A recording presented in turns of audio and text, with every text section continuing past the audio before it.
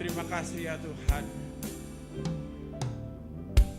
Oleh karena pertolongan-Mu lah ya Bapa, kami boleh ada sebagaimana kami berada. Dan kami tahu Tuhan kami yang adil. Ia senantiasa melakukan apa yang terbaik bagi kami. Meski mungkin hari ini ya Tuhan, kami bertanya mengapa begini dan mengapa begitu. Tapi pada akhirnya kami mengucap syukur bahwa rancangan-Mu adalah rancangan damai sejahtera. Terima kasih Bapak untuk waktu yang indah ini. Kami bisa bersekutu dengan saudara-saudara kami yang lain. Kami boleh membagikan sesuatu yang berguna untuk saling mendoakan satu dengan yang lain. Bertumbuh bersama-sama. Karena kami tahu ya Tuhan, satu batang lidi mudah dipatahkan.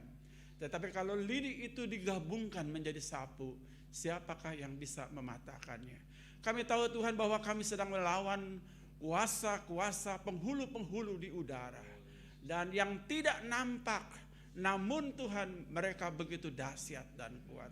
Kami seringkali terlelap dan kami tidak sadar bahwa musuh kami semakin giat menjelang akhir zaman ini.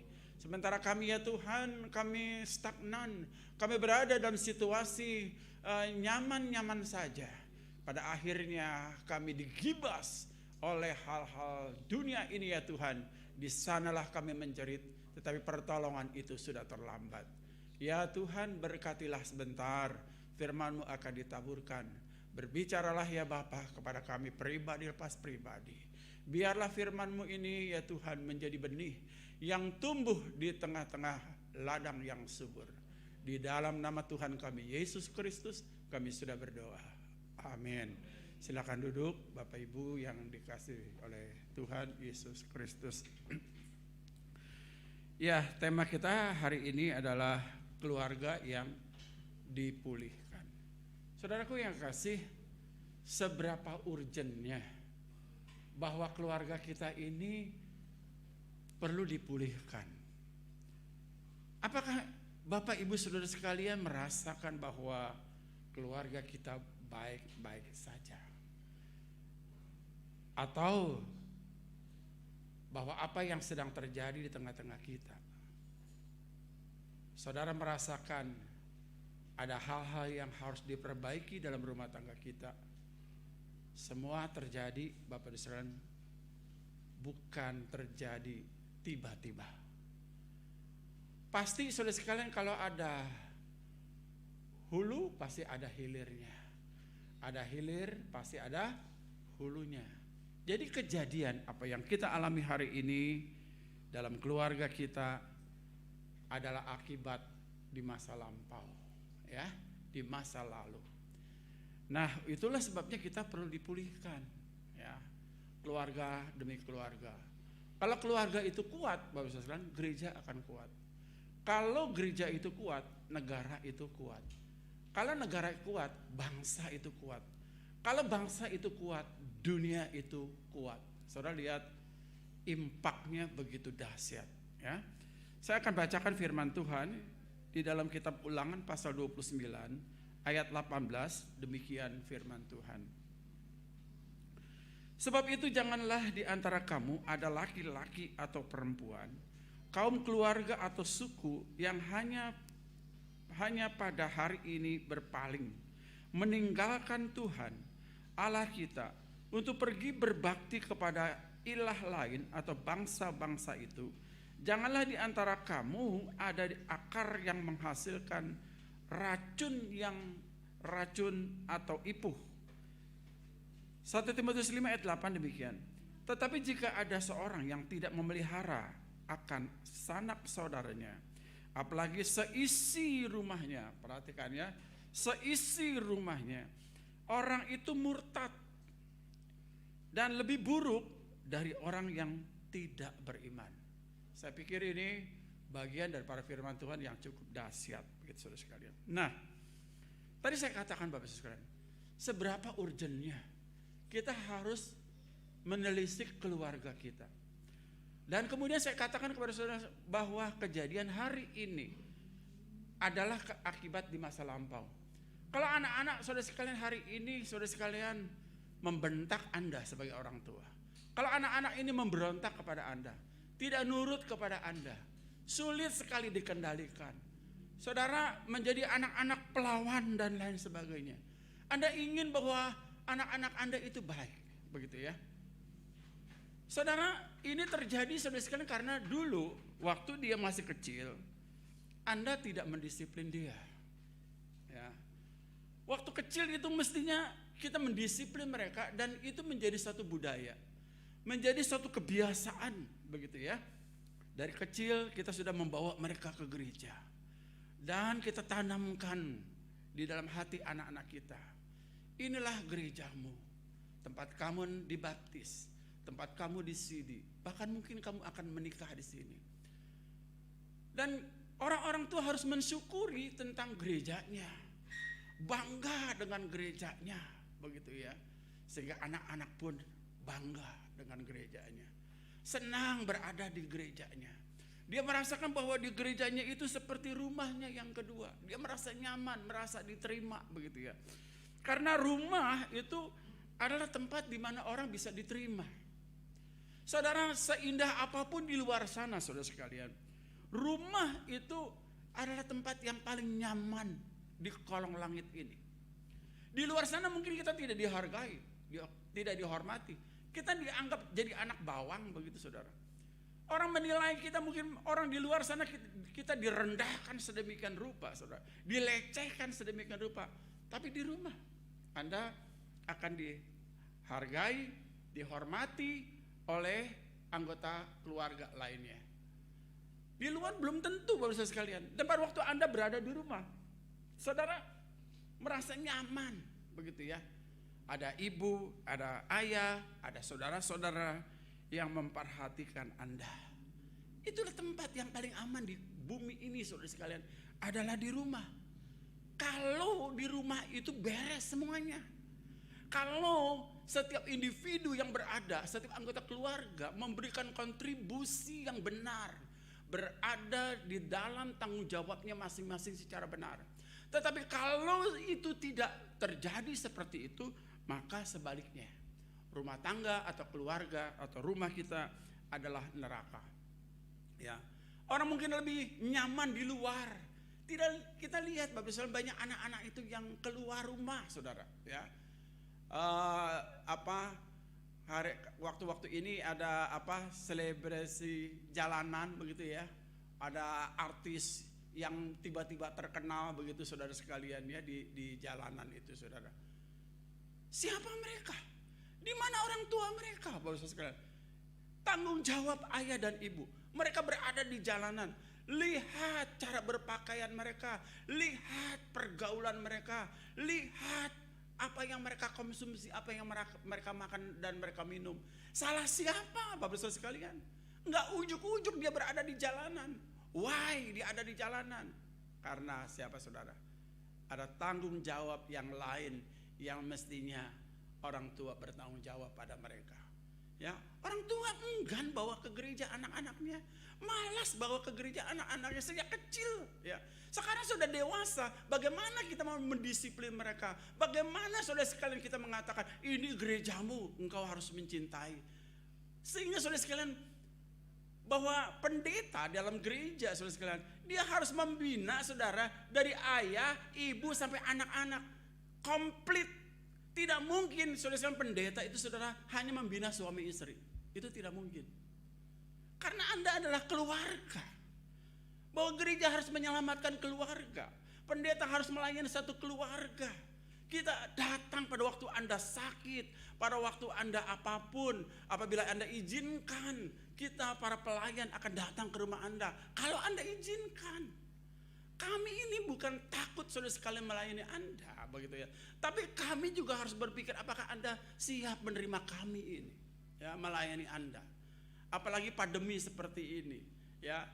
Kami ragu-ragu untuk datang melayani Anda. Itu persoalannya. Kami takut datang ke rumah Anda. Jangan-jangan nanti Anda sakit, Anda akan menyalahkan kami, saudara sekalian. Nah, saudaraku yang kekasih, gereja harus melayani keseluruhan anggota keluarga. Supaya saat dikatakan oleh firman Tuhan, apabila ada satu keluarga diselamatkan, maka seluruh anggota keluarga diselamatkan. Bagaimana hal itu terjadi? Kalau tidak, seluruh keluarga itu dilayani. Saudaraku yang kasih, ini zaman sudah kacau balau Bapak Saudara sekalian. Itulah sebabnya saudara sekalian, keluarga perlu dipulihkan. Kenapa saudara sekalian? Masalah-masalah di dalam keluarga itu banyak sekali. Terlalu banyak. Kalau kita bicara tentang tema keluarga, 1 tahun tidak habis Bapak Saudara sekalian. Saya katakan kepada saudara, tidak habis. Saudara, yang pertama saudara sekalian, masalah dalam keluarga itu masalah kepribadian. Pribadi itu saudara sekalian, mengapa anak ini kok pribadinya begini, ini begini, ini begini, ini begini.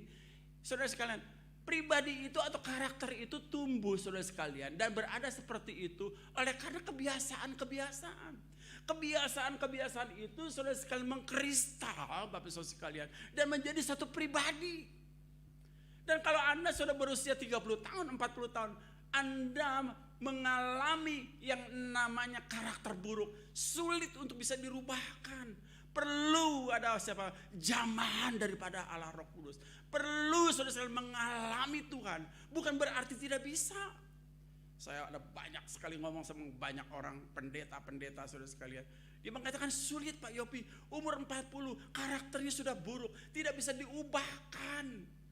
Tidak bisa, jangan kami pendeta omong sama dia, Tuhan Yesus pun dia tidak dengarkan.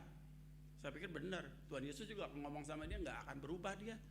Ya, kecuali api yang menyambar kali ya, baru dia berubah. Putus dulu tangannya, kakinya begitu, mulutnya menyong dan sebagainya, baru berubah. Saudara sekalian, tapi terlambat. Tentu kita gereja tidak akan doakan demikian Bapak sekalian. Tapi itu fakta Bapak Ibu yang dikasih Tuhan. Pribadi-pribadi itu lahir saudara oleh karena situasi dalam keluarga. Apakah kita saudara sekalian telah memberikan contoh dan teladan pada orang tua? Itu yang pertama. Pribadi-pribadi yang unik. Ada yang pendiam, ada yang banyak omong, ada yang mudah tersinggung. Saudara sekalian, pribadi unik. 4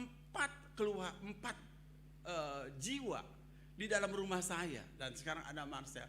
Pribadi kami unik, nggak sama semuanya, unik sekali. Karena pribadi kami unik, maka kami harus menyesuaikan diri untuk menciptakan damai sejahtera itu. Kami harus ngerem, saudara. Kami pada waktu kami harus diam, kami harus diam.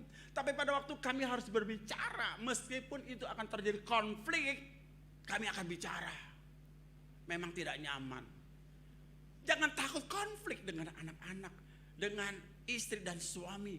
Kalau hal itu adalah kebenaran, asalkan saudara punya tujuan yang jelas, bukan marah-marah sembarangan. Sekarang lagi rame viral artis yang baru kawin, begitu ya. Wah, istrinya dicekek, dibanting dan lain sebagainya. Dari awal orang sudah melihat saudara bahwa memang ini pasangan yang nggak ideal, begitu ya. Pasangan ini adalah pasangan yang tidak ideal. Saya pun pikir ini pasti akan terjadi sesuatu dan hari ini terjadi. Suaminya dilaporkan ke polisi, saudara sekalian. Hukumannya 5 tahun, saudara. Ingat KDRT. Sekarang ini wanita-wanita pinter, istri-istri pinter. Anda laki-laki main gebuk aja, saudara sekalian. Anda bukan sangsak. Kalau mau latihan tinju, latihlah, lawanlah itu petinju-petinju yang hebat, ya. Bukan istrimu. Dan saudara kita lihat ya, apa yang terjadi. Main tampar, main pukul, main injak gitu ya. Saudara, istri makhluk yang lemah. Tetapi jangan, memang fisiknya lemah. Tetapi saudara sekalian dia tidak lemah secara rohani saudara sekalian.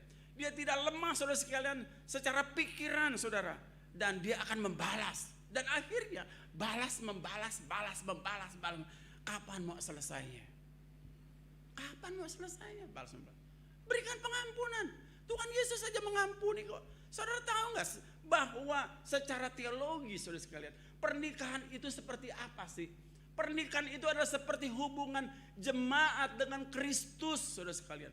Kristus mati bagi jemaat, Kristus berkorban bagi jemaat, Kristus menangis demi jemaat, Kristus menghubungkan jemaat dengan Allah Bapa. Itu konsep keluarga Kristen.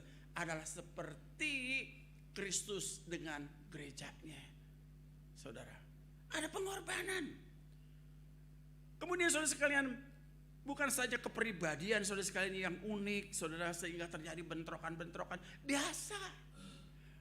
Kakak adik bentrok biasa. Ya, malah kalau anaknya satu kayak Pak Kisong gitu, Evelyn mau bentrok sama siapa? Malah nggak enak kali ya, mau bentrok sama siapa? Ya, dia juga nggak suka piara binatang, saya lihat. Ya, kalau taruh kucing mungkin Evelyn bisa bentrok sama kucing begitu kan. Kasih anjing bentrok sama anjing gitu kan. Saudara, bentrokan-bentrokan ini membentuk kepribadian. Bagaimana dia bisa kerjasama, bagaimana dia bisa menerima, bagaimana dia bisa melayani, bagaimana dia bisa empati. Selalu ada sisi positifnya. 2, 3, 4 orang anak selalu ada positifnya. Sendiri pun saudara sekalian ada pribadi yang baik, saudaraku yang kasih. Saudara, kemudian saudara sekalian, bukan itu saja. Persoalan keluarga mungkin adalah karena tekanan-tekanan yang berat, ya. Tekanan-tekanan yang berat dari orang tua mungkin, saudara, bagi anak-anak. Atau mungkin kepedulian orang tua kepada anak-anak. Terlalu sibuk gitu ya. Sehingga tidak bisa mempersiapkan anak-anaknya beribadah kepada Tuhan. Ya kan nanti anak-anak melihat gitu ya. Bapakku emakku juga nggak masalah, aku nggak ke gereja, nggak ada masalah tuh. Ya, saya mau tidur semaunya pun emak bapak saya tenang-tenang saja. Belajar dari peristiwa-peristiwa itu, ada kompromi dari orang tua. Anak-anak udah tahu pribadi bapaknya dan ibunya. Tenang aja, nggak ke gereja nggak apa-apa. Orang bapak emak juga nggak ke gereja juga nggak apa-apa. Dan dia juga nggak negur apa-apa, nggak bawel, nggak ribut begitu toh. Dia tenang-tenang saja. Kalau kita nggak ke gereja juga nggak apa-apa. Anak-anak menyimak, anak-anak memperhatikan. Anda sebagai orang tua benar-benar nggak, serius nggak, ya, serius nggak? Dia udah tahu kelemahan Anda sebagai orang tua. Bapakku, emakku itu nggak mau konflik, gitu ya. Gampang, begitu ya. Ngatasin emak bapak ini gampang. Kenapa? Karena dia nggak mau konflik, nggak mau ribut, begitu. Ya sudah, nih dia akan tutup mata, dia akan membiarkan, dia akan mengampuni dan lain sebagainya. Kalau Anda tidak mau konflik, Anda nggak mau bersetegang, nggak enak, nggak nyaman. Ya memang nggak nyaman, nggak enak. Memang pada waktu harus berkonflik, konflik nggak apa-apa. Makanya ada buku Selamat Ribut Rukun. Ribut rukun, ribut untuk rukun, ya, bukan ribut untuk bubar. Enggak, saudara, ribut untuk rukun, nggak apa-apa. Di situ terjadi pelajaran, kita belajar. Sebelum belajar di tengah-tengah masyarakat, saudara sekalian, yang aneh-aneh itu, belajar dulu di rumah. Bagaimana Anda menghormati kakak Anda, bagaimana Anda menghormati adik Anda, bagaimana berbagi, bagaimana mengampuni, bagaimana menjaga emosi. Belajar di rumah dulu dong. Makanya pada waktu Anda udah belajar di rumah, maka Anda di luar, Anda menjadi pribadi yang hebat. Saudara lihat, sejak awal saudara sekalian, bahwa Tuhan Allah menciptakan manusia adalah untuk satu keluarga. Kejadian pasal 1, 27, 28 itu, bagaimana laki-laki dan wanita itu bersatu menjadi satu daging, membina satu keluarga. Allah tahu bahwa Adam tidak bisa sendirian, dia perlu ada teman. Itulah sebabnya diciptakan Hawa. Hawa dicipta dari tulang rusuk Adam supaya dekat dengan hati Adam, untuk mereka saling berbagi satu dengan yang lain, saling melayani dan menghormati satu dengan yang lain. Allah membentuk keluarga, saudara sekalian, untuk menguasai bumi. Allah membentuk keluarga untuk memberkati bumi. Allah membentuk keluarga, Allah memberkati keluarga itu dari keluarga yang kecil. Dan Allah tidak berhenti di situ. Dari keluarga yang kecil, Allah menciptakan apa, saudara sekalian? Suku-suku. Saudara tahu suku-suku itu dari mana? Dari keluarga. Skup yang kecil adalah keluarga, yang lebih besar adalah suku-suku, yang lebih besar adalah bangsa-bangsa. Itu Allah. Allah sudah merancangkan semua itu. Ada bangsa-bangsa, ada suku-suku, dan ada keluarga-keluarga. Dimulai dari keluarga, baru suku-suku. Suku-suku di Israel 12 suku. Suku-suku yang lain. Dan sekarang saudara lihat. Banyak orang sekarang menciptakan suku yang baru. Ya.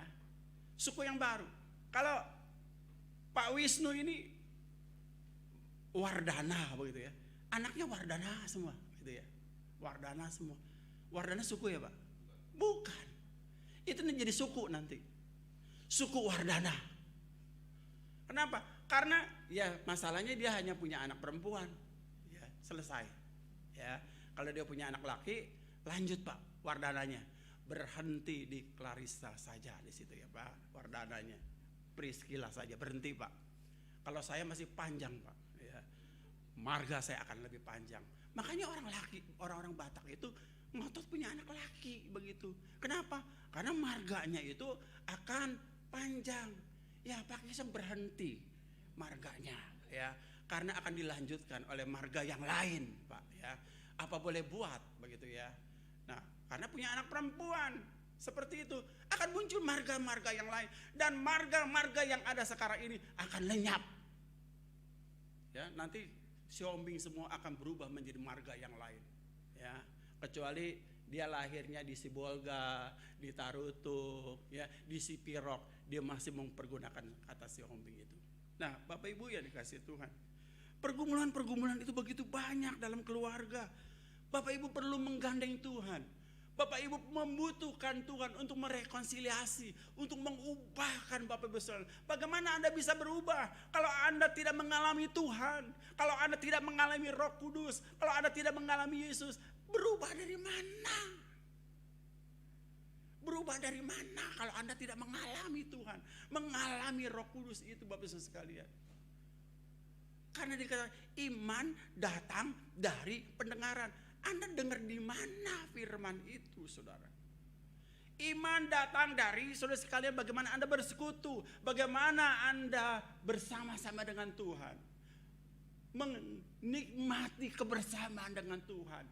Itulah waktu Anda mengisi, mengecas aki Anda.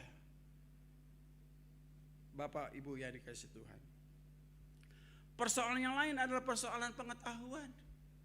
Oke lah, kita keluarga yang bodoh lah ya. Bukan keluarga profesor, keluarga sarjana ini, sarjana itu begitu ya. Kita keluarga yang sederhana begitu Bapak Ibu sekalian. Mungkin kita sekelas tukang apalah begitu saudara sekalian. Tetapi saudara, kalau kita mengalami Tuhan saudara, maka Tuhan memberikan hikmat kepada kita. Dan hikmat lebih tinggi daripada pengetahuan, dan hikmat lebih bijak daripada pengetahuan. Banyak orang berpengetahuan tetapi moralnya hancur. Banyak orang pintar, moralnya hancur. Banyak orang pintar saudara sekalian, etikanya hancur saudara sekalian. Jadi bukan kebanggaan yang luar biasa. Karena hikmat dengan pengetahuan sesuatu yang berbeda. Hikmat datang dari Tuhan Bapak Ibu saudara sekalian. Pengetahuan Anda bisa cari, tapi hikmat adalah anugerah dari Tuhan. Semakin Anda mencintai Tuhan, Anda semakin berhikmat.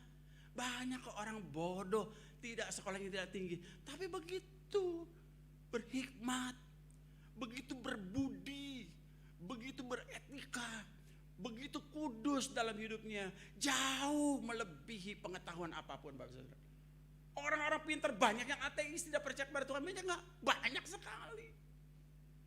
Rusak keluarga kita Bapak Saudara. Kenapa Bapak Saudara? Karena kita tidak mengalami Tuhan. Bagaimana Anda mengalami Tuhan? Anda mengabaikan firman-Nya. Anda mengabaikan persekutuan yang ada, saudara. Saya nggak heran. Waktu ikut kita di BNS hari Kamis, kita ikut Central Park. Jemaatnya 700. Kebaktian doa belasan orang. Saya nggak cukup terkejut. Saya pergi ke gereja lain, gereja Santapan Rohani, ke gereja mana, GKJMB. Saya pernah melayani 9 tahun, gereja yang besar itu Bapak sekalian. Berapa yang kebaktian doa? Orang mengabaikan kesempatan untuk berdoa. Orang mengabaikan saat-saat bersekutu seperti ini, mendengarkan firman Tuhan. Ini enggak menjadi terlalu penting. Anda akan menyesal. Suatu ketika Anda akan menyesal. Perkataan daripada Daud, Satu hari di pelataran, apalagi di gereja ya, pelataran rumah Tuhan lebih indah daripada 1000 hari di tempat yang lain. Itu bukan omdo Bapak sekalian. Itu keluar dari iman, kepercayaan, dan dia sudah merasakan apa yang dia rasakan. Dia pernah saudara sekalian mengalami kegamangan dalam rohaninya saudara. Saat dia sakit saudara, pertama-tama dia memuji Tuhan dengan pujian-pujian yang sangat indah sekali. Tetapi berikutnya saudara sekalian, dia sungguh-sungguh mengatakan sesuatu kata-kata yang tidak nyaman dan tidak baik buat Tuhan. Akhirnya bagian di bawahnya lagi dia berdoa. Dia sadar bahwa sisi kemanusiaannya itu perlu ditaklukkan saudara. Sisi kemanusiaan kita ini perlu ditaklukkan di bawah kuasa Tuhan. Dan barulah saudara, pada akhirnya dia memuji Tuhan, dia menyembah Tuhan dan berkata bahwa satu hari itu di rumah Tuhan jauh lebih indah dari berada di tempat-tempat yang lain. Bu Nini suka berkomentar begitu. Kalau kita hari Minggu begitu saudara, keluar dulu waktu saya masih kuliah ya. Kita keluar ke gereja. Banyak orang Kristen itu saudara olahraga, nggak salah olahraganya. Nggak salah. Hari Minggu saudara sekalian banyak orang Kristen saudara berwisata, nggak salah wisata. Jalan-jalan dengan keluarga nggak salah. Nggak salah. Yang salah adalah kalau Anda nggak ke gereja. Itu persoalannya. Ya, kalau Anda tidak bersekutu. Bagaimana keluarga Anda saudara sekalian akan dipulihkan? Uang Anda sendiri, ya pimpinan dari rumah tangga Anda tidak mendisiplin diri. Tadi saya katakan apapun yang Anda lakukan semua istri, suami istri, anak-anak terus nonton, membaca, mencatat, ya menyimpan dalam recordingnya, rekaman di kepalanya apa yang Anda buat. Hati-hati. Kalau anak-anak itu nggak dipulihkan, dia lebih hancur dari Anda. Tapi saya bersyukur banyak orang tuanya saudara hancur-hancuran. Tapi anaknya benar. Kenapa? Karena dia telah direkonsiliasi, diubahkan oleh Tuhan. Puji Tuhan. Sekarang orang tuanya harus belajar sama anaknya. Nggak salah kan? Nggak salah. Waktu saya saudara sekalian menyerahkan diri menjadi hamba Tuhan, seluruh keluarga saya ketawain saya. Si Yopi jadi hamba Tuhan. Bahkan teman-teman saya saudara sekalian pada ketawa semua. Si Yopi nggak mungkin lah, begitu ya. Saya kelas 3 SD saudara sekalian sudah merokok. Ini Opung Tuti tahu benar. Ya, mamanya dia nenek saya itu semacam bukan dukun ya, semacam orang begitulah yang menyembah begitu. Ya, yang percaya. Ada 40 yang dipelihara. Setiap Kamis, Jumat, Rabu seminggu 3 kali ya. Itu ada 40 rokok yang dibatang, 40 rokok yang dibakar, lisong 40, rokok 40, makanan 40. Saya di situ. Nenek saya bilang, "Isap rokoknya, nanti kamu jadi orang hebat." Saya kelas 3 SD udah merokok saudara. Bibir saya sudah hitam saudara. Sekarang mungkin agak merahan dikit kali saudara. Kelas 3 SD udah merokok.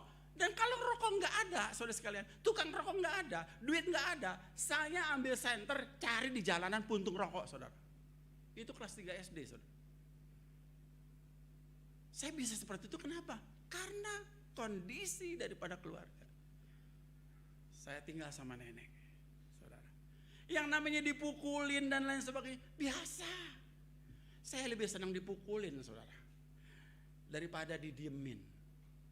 Ya, saya lebih senang dipukulin daripada didiemin. Udah biasa dipukulin saudara.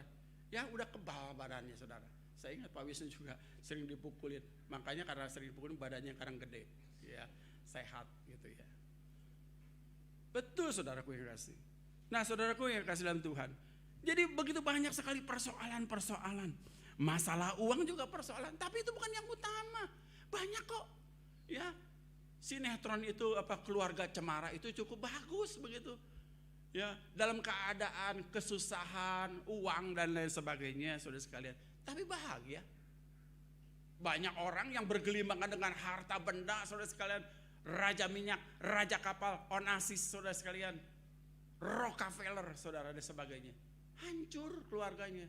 Mabok, kecanduan obat bius dan lain sebagainya. Hancur total. Keluarga yang diciptakan uang, hancur saudara.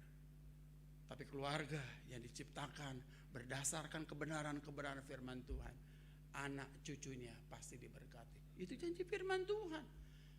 Kita itu sampai anak cucu, Bapak Ibu sekalian. Ya. Masalah uang, saudara. Kemudian saudara sekalian, keterampilan mengelola keluarga. Itu juga persoalan, saudara.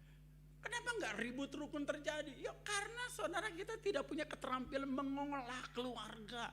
Mengolah keluarga, memanage keluarga, mengatur keluarga. Itu enggak mudah saudara.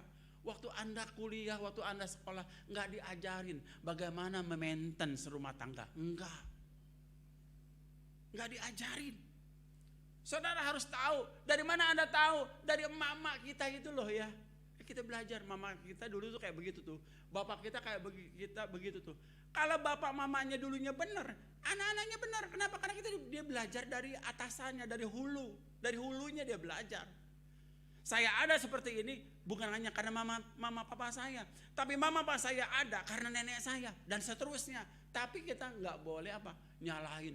Kenapa gue begini? Emak gue yang nggak benar, bapak gue yang nggak benar. Kenapa emak bapak gue benar? Karena nenek kakek gue nggak benar. Kenapa nenek gue nggak benar? Karena buyut gue pada nggak benar.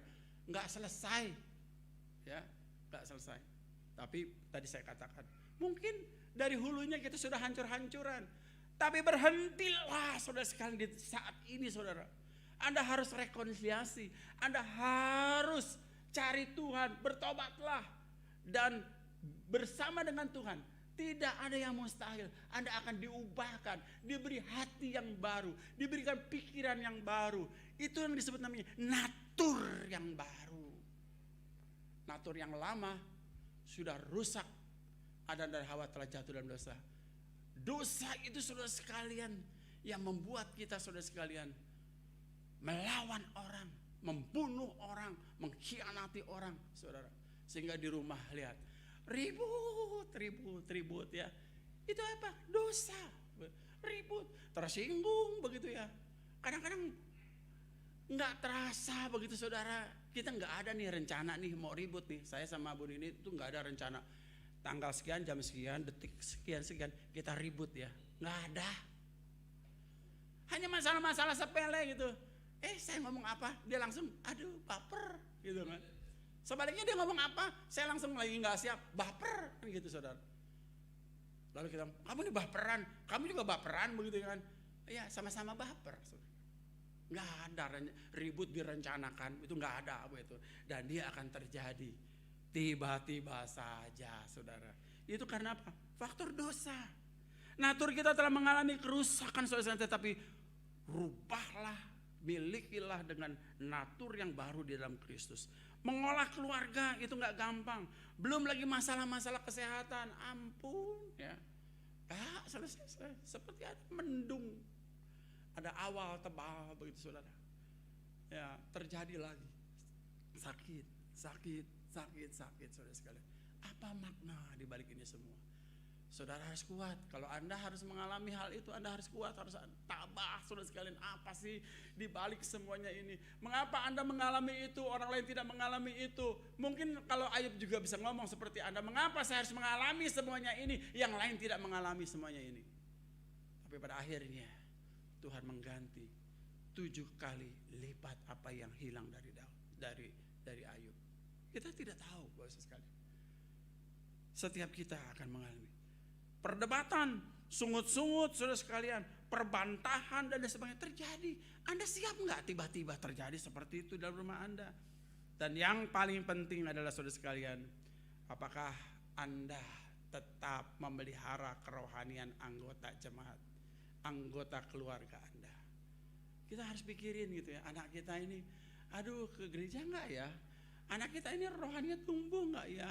Anak kita ini gimana ya? Rohani harus dipikirin saudara. Makanan rohaninya bukan hanya bakmi begitu ya.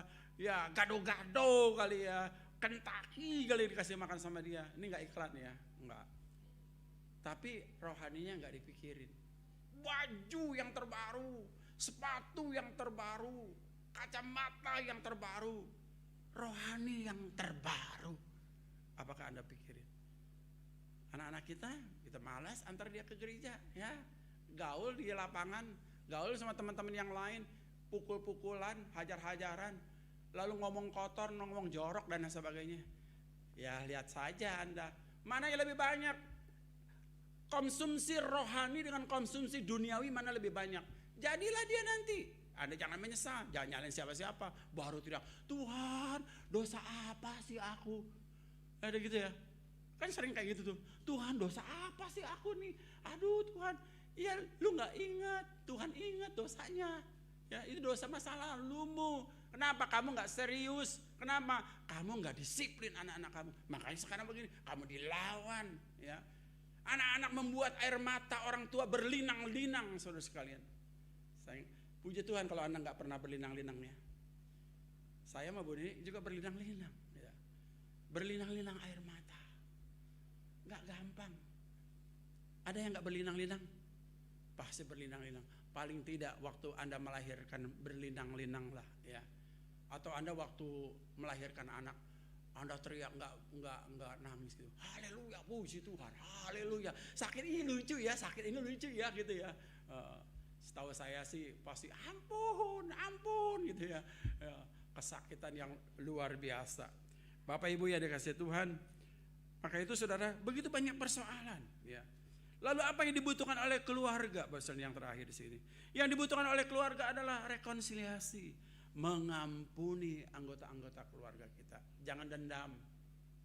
Ya, dia salah, dia pernah berdosa, jangan dendam, ampuni. Sama seperti Tuhan dengan gerejanya, dia mengampuni gerejanya, saudara sekalian. Dia mencintai gerejanya, bahkan dia mati untuk gerejanya. Itulah konsep keluarga, itu seperti konsep Yesus dengan gerejanya, Bapak Saudara sekalian. Rekonsiliasi, kemudian saudara sekalian bisa saling menerima, saudara, saling mempercayai dan saling memiliki. Sekarang ini masalah memiliki ini satu persoalan gitu ya. Kenapa? Orang egois, orang lebih mementingkan diri sendiri gitu. Kita mikirin nggak kebutuhan anggota keluarga kita? Ya, aduh, aku kadang-kadang ngelihat ya teman-teman pria-priaku gitu, teman-teman pria-priaku ya. Ngobrol rapat sama kita, buka kaos kaki, buka sepatu pakai kaos kaki. Kaos kakinya pada bolong. Baju dalamnya bolong begitu ya. Tanggung jawab siapa? Ya pria-pria mau bodoh teuing. Yang malu siapa? Istri-istri toh. Ya rasain ya kan. Istri lu kemana sih? Kan gitu kan. Kaos kakinya bolong-bolong, saudara. Ya. Apalagi itu emang laki-lakinya emang jempolnya itu galak banget itu ya. Kaos kaki baru aja bolong lagi. Itu kenapa saya ngomong kayak gitu, saudara? Di rumah saya kaos kaki bolong-bolong semua gitu ya. Itu pasti Hasael dan Hiskia itu paling ngebolongin gitu. Karena dia suka main futsal kan, dia pakai ya bolong sudah. Ya. Apalagi kaos kakinya yang murahan kali Pak sekali. Nah siapa yang memperhatikan itu, Bos? Belum lagi saudara makanannya, gizinya, apanya. Saya ingat dulu, saya waktu itu agak kesel sama mama saya. Mama saya itu kalau masak langsung disimpan yang terbaik, ditaruh di lemari, disimpan. Ya, kami itu belakangan sisa-sisa begitu. Lalu saya komplain sama mama saya, kenapa sih yang enak-enak buat bapak, kita tuh bagian-bagian yang begini. Lalu mama saya bilang, papamu yang cari duit, papamu yang cari duit.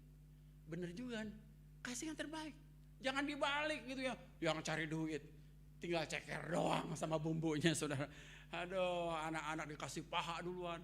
Anak-anaknya kalau dikasih makanan gitu, pilih yang mana? Pilih ceker duluan atau kepala duluan? Hah? Pasti paha duluan, ya, dada mentok duluan. Apa dia bilang? Gua kan di rumah, ya kan, bapakku yang cari uang, gua sih cukup deh ceker aja. Gitu ya.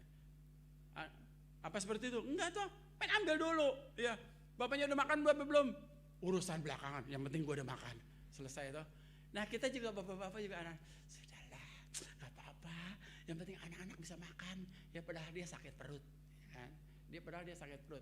Kenapa? Karena dia belum makan, bapak sekali. Oh, pengorbanan seorang ayah, pengorbanan seorang ibu. Ibu belum makan, anak-anak sudah makan. Pengorbanan. Iya, kamu korban terus kamu sakit, ya kan? Setelah kamu sakit, nyusahin kita juga, gitu kan? Nyusahin semua orang juga, toh satu keluarga itu, ya sama-sama lah, begitu ya. Ya, beruntung saya di rumah itu kita seleranya kalau ayam itu udah masing-masing sudah ada kesukaan masing-masing. Punini itu adalah bagian ceker dan kepala. Nah, saya senang daripada dibuang dikasih anjing kan. Dia makan. Saya nggak tahu kenapa dia ceker dan ayam. Dulu dia tujuh bersaudara. Jangan-jangan dia kebagian ceker lagi, kepala lagi, ceker lagi, kepala lagi. Sehingga berumah tangga sama saya makan ceker dan kepala. Ternyata dia belum berubah. Makan ceker dan kepala gitu. Kami bersyukur. Ya, apalagi leher itu saudara ya. Ayam tuh leher itu kan bagian lemaknya gitu kan. Ngeri saudara ya. Ngeri sekali makan itu ya. Tapi dia suka gitu. Nah, senang lah ya. Saya Hizkiah saya nggak suka. Jadi ada yang makan begitu saudara. Ya, beruntung ya seperti itu saudara. Kalau nggak pasti dibuang. Bapak Ibu yang dikasih Tuhan. Yang ketiga saudara, menjaga sikap ya. Jangan baperan, jangan ya gampang marah, tersinggung begitu ya, dendam dalam satu keluarga. Ini saudaramu, ini adalah anakmu, ini adalah kakakmu, ini adikmu. Ngapain kamu dendam? Ya, mengapa? Kalau ada dalam keluarga Anda kakak adik ada dendam, saudara, ampuni dia. Ya, ampuni dia. Alkitab bilang apa? Kamu jangan kasih persembahan ya. Stop persembahan sebelum kamu selesaikan dulu masalah kamu, dosa kamu sama orang lain. Selesaikan dulu baru kamu kasih persembahan. Keras loh. Ya. Bahkan perjamuan kudus juga saudara sekalian. Ya, kalau Anda masih dendam sama orang, belum bisa mengampuni orang, ya stop dulu lah, jangan ikut perjamuan kudus dulu lah, selesaikan dulu lah, begitu ya. Tapi kan saya kan nggak tahu masalah Anda. Nikmatin ini daripada saya tahu Anda lagi dendam begitu, minum aja lah begitu ya. Jadi kan saya aman. Dosa Anda sama Tuhan toh, bukan sama saya. Paling tidak privasi Anda terjamin ya. Ya, bahwa Anda baik-baik saja gitu kali ya. Ini aneh. Aneh enggak? Aneh ini Pak Yofi, aneh gitu ya. Pasti yang dengar khotbah saya akan kritik saya begitu ya. Pak jangan gitu lah Pak begitu ya. Bapak kasih peluang sama orang-orang begitu. Keras aja Pak gitu ya. Keras aja begitu. Satu ketika saya khotbah saudara di satu gereja saudara. Itu pendetanya khotbahnya itu selalu meninabobokan jemaatnya. Kamu begini nggak apa-apa, gini nggak apa-apa. Saya diundang khotbah saudara sekalian. Saya khotbah keras sekali, saya bicara tentang dosa. Ya, saya kuliti mereka saudara sekalian dosa mereka. Lalu saya bilang nggak diundang, nggak apa-apa. Tapi saya sudah menyampaikan firman Tuhan. Ya, nggak diundang nggak apa-apa begitu ya. Kenapa saudara? Yang pertama terlalu jauh, ya kan? Terlalu jauh juga begitu saudara sekalian. Saya pikir nggak apa-apa. Tapi kalau dia senang, nggak apa-apa jauh pun saya akan pergi. Ya, melayani mereka. Miliki tanggung jawab saudara sekalian bersama. Ya, lalu saudara sekalian berbagi tugas. Saudara di rumah ada bagi tugas nggak begitu ya? Bagi tugas. Ya, kemarin Vanis bilang, Elison tuh pinter loh Pak, masak, cuci gitu ya, gosok. Elison, kalau Feris nggak mau tinggal, kalau kamu nggak, Feris nggak mau tinggal sama, Feris nggak mau apa, kamu tinggal sama dia, tinggal di rumah saya Elison, ya. Kamu pintar masak, pintar nyuci, pintar gosok, tinggal sama saya gratis Elison, ya kan. Kapan lagi punya adik kayak begini, ya kan? Senang saya, ya kan? Begitu Pak Ustaz. Nggak, maksud saya ini hanya contoh. Kita harus berbagi, saudara. Berbagi di rumah itu ada bagian-bagiannya gitu ya. Saya di rumah pun kami bagi-bagi, kami nggak punya pembantu saudara. Ya, dulu pembantu sampai 2, ya kan, bertiga, spesial, ekspor dari Kupang. Pesawat berapa? Dulu saya mampu, sekarang nggak mampu saudara. Dulu saya mampu, pesawat pulang pergi, pembantu 3, nggak apa-apa begitu saudara. Ya 3, anak-anak dijaga dengan 3 pembantu, keren kan? Keren. Bu Nini tinggal datang, tinggal ngomong doang. Sekarang kita nggak sanggup. Harus berbagi tugas. Hizkiah bagian masak. Ya, jadi kalau nasi nggak ada, air minum nggak ada, mami ngomel. Ya selesai tuh, enak tuh. Nah sekarang ketambahan Marcel datang bagian sapu, menyapu rumah, ya kan. Kalau ada sampah atau apa, ya Marcel dong tanggung jawab. Ya. Nah, Hasael bagian ngepel. Satu ketika mungkin kamu jadi direktur atau jadi apa, di rumah kembali ngepel.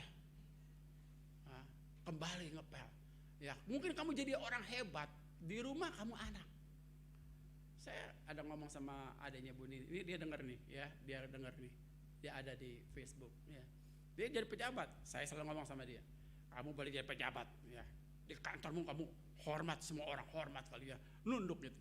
Tapi dalam keluarga, dapur, kamu adek. Ya, jadi saudara, saya kasih tahu dulu, kamu adek, supaya nggak usah sombong-sombong. Adek, jabatan boleh, materi boleh, semua boleh. Kamu adek, belum lagi. Saya lain kayak saya kakak, saya pendeta loh. Ya. Puji Tuhan, dia adalah adik yang baik, Bapak Ibu sekalian. Nah, saudara yang kasih, saya selesaikan karena kepanjangan ya pasti saudara, bahwa Anda harus rekonsiliasi, ya, kembali Anda diubahkan oleh Tuhan. Amin. Mari kita tundukkan kepala kita berdoa.